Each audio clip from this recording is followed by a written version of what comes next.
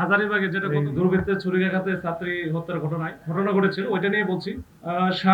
শাহরিয়ার শারমিন বিনতি, বয়স 13 থেকে 14, এখানে রায়ের বাজার এলাকার রায়ের বাজার হাই স্কুলের যে নবম শ্রেণীতে পড়ে। গতকাল রাত্রে আমরা সিসি ক্যামেরা ফুটেজের মাধ্যমে যেটা দেখেছি যে 9:30টার দিকে ওখানে একজন যুবক যায়, তার সাথে হয়তো আগের থেকে যোগাযোগ ছিল, তাকে ফোনে ডেকে নেয়। রাস্তার উপরে চলে আসার পরে দুইজনে কিন্তু একসাথে হাঁটতেছিল, কথা বলতেছে। এই কথা বলার একটা পর্যায়ে তাদের মধ্যে কোনো মনোমালিন্য হওয়ার কারণে এই যুবকের হাতে আগে থেকেই তার হাতে একটা চাকু ছিল, এই চাকুটা দিয়ে উপর্য পড়ে পিছনের দিকে আঘাত করে, এবং ওই সময় কিন্তু অনেক লোকজনও আশেপাশে ছিল।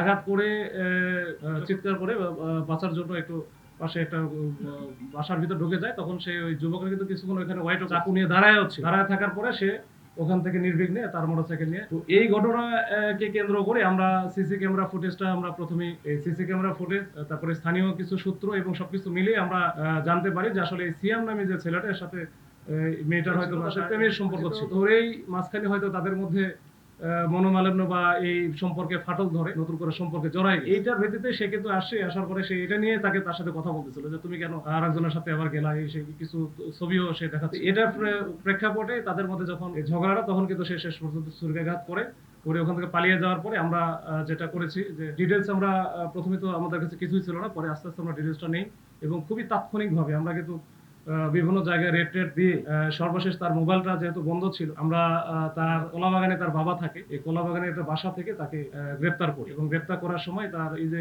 হত্যাকাণ্ডে ব্যবহৃত যে চাকু ছিল, চাকু এবং তার ওই যে রক্তমাখা গেঞ্জি সহ আমরা এগুলো উদ্ধার করে আমরা নিয়ে আসি। একেবারে অতি অল্প সময়ের মধ্যে 7-8 ঘন্টার মধ্যে কিন্তু মূল আসামি ছুরিকাঘাত করলো। এটা তার সাথে যেটা কথা বলে জানা গেছে 4 বছরের মতো নাকি প্রেমের সম্পর্ক ছিল তাদের মধ্যে, এবং এই ছেলেটা একসময় মনে ওই রায়ের বাজার এলাকায় ছিল, একই স্কুলে পড়তো না। প্ল্যানটা যেটা বলছি, ও যেটা বলছে যে প্ল্যান ছিল আসলে, মানে তাকে এটাকে প্ল্যান ছিল তার মাঝখানে হয়তো সে মনে করতেছিল কথা বলি দেখি, যদি মনে হয় যে না আর যে ছেলেটার সাথে তার সম্পর্ক বলে মনে হচ্ছে, তা সে সন্দেহ করতেছিল, এটা যদি সে ক্লিয়ার হয় বা সে কনভিন্সড হয় তাহলে হয়তো কোনো কিছু করবে না। কিন্তু যখন সে দেখছে যে আসলে তখন তাকে খুব বেশি পাত্তা দিচ্ছে না, বা শেষ মুহূর্তে হয়তো তাকে এড়ায় যাওয়ার চেষ্টা করছে, না ঠিক আছে আমি তোমার সাথে কথা বলবো না, এই তখন কিন্তু সে এই কাজটা করে দেয়। মানে প্ল্যানটা ছিল, মাঝখানে একটু দ্বিধাদ্বন্দ্বের মধ্যে ছিল কি করবে।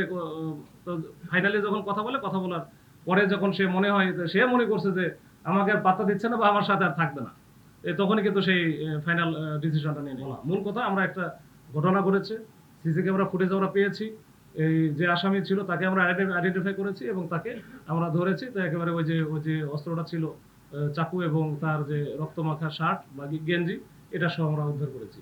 তো এইটাই হচ্ছে বিষয়। এর বাইরে আরো ডিপি হতে গেলে আরো আস্তে আস্তে কিছু বের হতেও পারে। এই হচ্ছে সংক্ষেপে এই হাজারীবাগের যে বিষয়, আমরা ঘটনা ঘটার একেবারে অতি